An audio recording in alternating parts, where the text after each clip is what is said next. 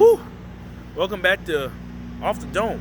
I'm your host, Chef, as always. But anyway, today we're going to be talking about Bernie Sanders and his plan that will cost Jeff Bezos $9 billion a year in taxes, annual taxes, that is.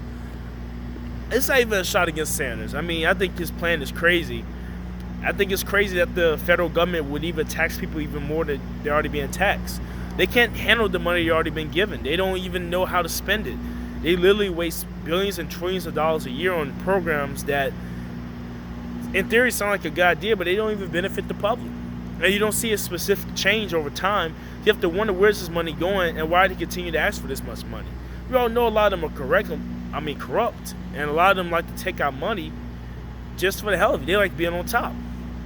Because when you look at three programs, I think, in my opinion, this is the rebuttal to him even charging extra for health care or whatever he was trying to charge the upper echelon extra for. Because if you look at our school system, if you look at the war on poverty, if you look at the war on drugs, you already know that war on drugs is a farce. It really is a farce. All three of these are a farce in a way. But the war on drugs is definitely a farce because when you look at all these shipments of drugs that are getting flown over or even being transported through sea or being driven through by the cartel members, not even a Mexican cartel, we're not even going to talk about that. We have other forces doing it as well. When you look at all these illegal drugs and stuff they complain about, well, we have the strongest military in the world. I know you can't catch everything, but there's it's too much stuff being spread around that you know that they're letting some of this stuff go through. You know they're taking bribes. You know they want people to take this because they're benefiting off of this. You know they are. So the war on drugs, one, is a stupid thing to have. And it's stupid to even continue to fund it, making things illegal, trying to keep you from doing it, then locking them up, even though you're letting the same stuff come in the country. It's just a stupid concept.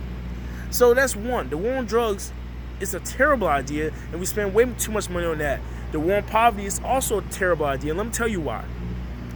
Apparently, we haven't learned by now that spending money on people doesn't incentivize them to become better. Or if they do, the people that do try to use that money to help themselves up, sometimes you just fail either way. Sometimes some people, unfortunately, they're talented at something, but that one thing might not make them money. Or they might have a bad habit or make bad decisions or have other people that are holding them back. It's not the responsibility of the American taxpayer to continue to pay for them. Because think of it like this. If you already have food stamps, Social Security, you have housing vouchers for single mothers and whatnot and families, you have government homeless shelters that do help people, which I think are a good thing. We have free lunch. We have all these other things for the disenfranchised people. And then you still spend a certain amount of money on a year just to fight it. What's the point of that? Just continue to pay them their food stamps and stuff. I get that people saying don't call food stamps and whatnot, because a lot of people will go crazy for it. I understand. But why have the war on poverty if you're already doing things to help people that are below the income line? Why? It's not helping them any extra. It's not like they're learning anything from it. So why continue to do it? But, listen to, the Democrats and even some Republicans, because this is not a partisan issue.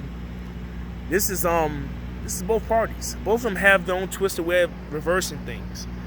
Republicans think you need to spend an excessive amount of money on school board budgets, which I'm about to get into. Democrats think you need to help the poor people with the free food, the free lunch, and the rec centers and all this stuff. Even though you already built multiple Boys and Girls Clubs, you have multiple rec centers, you have all these tools, but people refuse to use them. So that's another way to like to waste your taxpayer money. And third, we have the school board education complex. It's simple. If you spend all this money on people, why not just spend a certain amount of money on a neighborhood or a child and just decrease the amount of schools you have? In my opinion, this is what you need to do. You need to encourage homeschooling. You need to encourage charter schools that don't go by state curriculum, and you have highly qualified professionals that did graduate from college that are experts in math, science, reading, and history, and teach those children because they're already smart enough to do it themselves. Just have a school-wide or a city-wide way of gauging the knowledge, but you should have these statewide tests and all that stuff, because not everybody in this county is going to learn like that county. Yes, you get away with it with history because it's still the same history, but there's different ways to do science, there's different ways to do math, and there's definitely different dialects. So there's all types of different stuff, and different kids grasp things differently. So a statewide test to ask them questions in a funny way, how's a 10-year-old going to get that? How are they going to understand these weird questions you ask them when their vocabulary level isn't on that, on that plane yet? Why not just ask for stuff they can understand? Stop trying to trick people and actually ask them straight up what it is, and then they'll give it to you if they know it. If they didn't study for it, they won't give it to you. Why not just do it a simple way? Stop trying to trick people. How about you just make things more simple? That way, when you do get to more advanced levels, they don't have a fear of taking tests. They're not scared. They feel confident. You understand what I'm saying? They'll feel more confident. They'll be like, I can handle this shit. It's simple shit. Why not? Why not do it? So that's how that should go. It's a delicacy, if you want to say. It's a delicacy. You have to frame the mind first, and then once that mind is framed better, over time you'll be able to take tougher challenges. So that's what the school board complex. And the last thing I have to say about that is this. Okay, so I'm trying to figure out how I'm gonna say this, because this is another weird type of thing that goes on with schools. It's like they make you take certain courses in middle and high school. They're giving you all this fodder. Why even do that? Why not have vocational schools available to high schoolers? Like, you could choose. I know in some places they do, but they still make you take the regular required standard credit. I think that you should have two different type of diplomas for high schoolers. You should have an academic diploma, that's a standard one, or you can have the vocational route, where I think after 9th grade year, you should only be required to take the classes that's necessary for your trade to graduate. Because let's be honest, you guys didn't need Algebra 2, you guys didn't need Stat, you guys didn't need Calculus. No one needed what's it called, math analysis.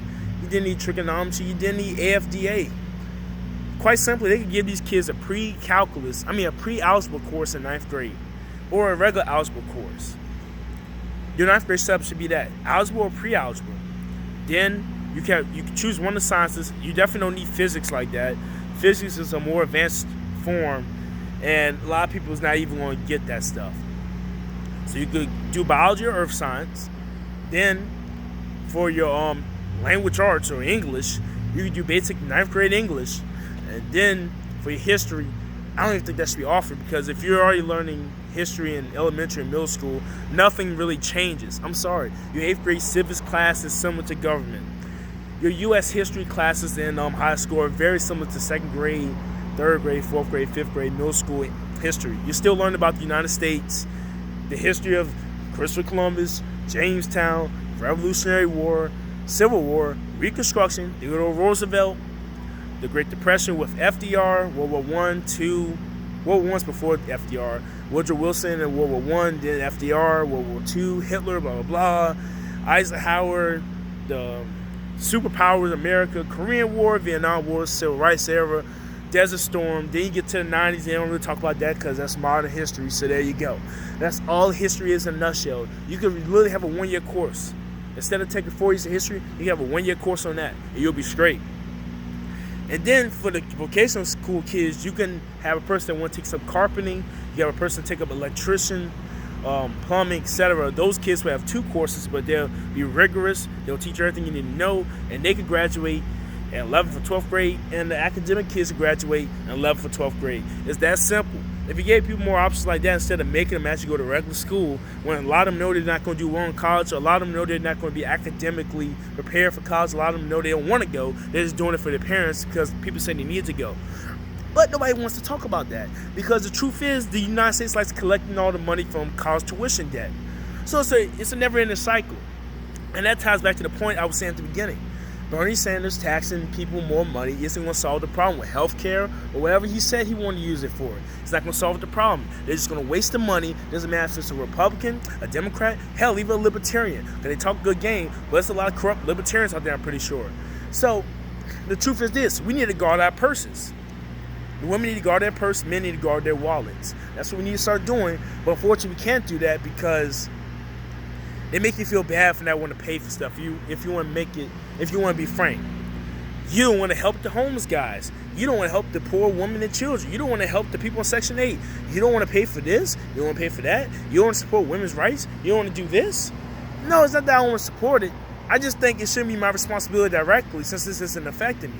If I'm already paying for roads, I'm already paying for my your public utilities, you're paying for your public services like police, firefighters, cleanup, trash, all that stuff. You're paying for those 3 things. If I'm already paying for the school, the building to be built, and so the supplies, that should have at least divide some of that money up that you guys don't even use. Half it goes to bonuses for the people on the board. Use that money to start strictly vocational high schools where you could have 2 options. War on poverty. If I'm already supporting Social Security and stuff, because we're not going to get out of that tax. If I'm already supporting that, why don't we just end the war on poverty and just let us continue to pay for that? All of us pay for it. So that's how I feel about it. Bernie Sanders, nice try, but no cigar. It's your boy Chef from Off the Dome. Hope you like this video. I'm out, guys.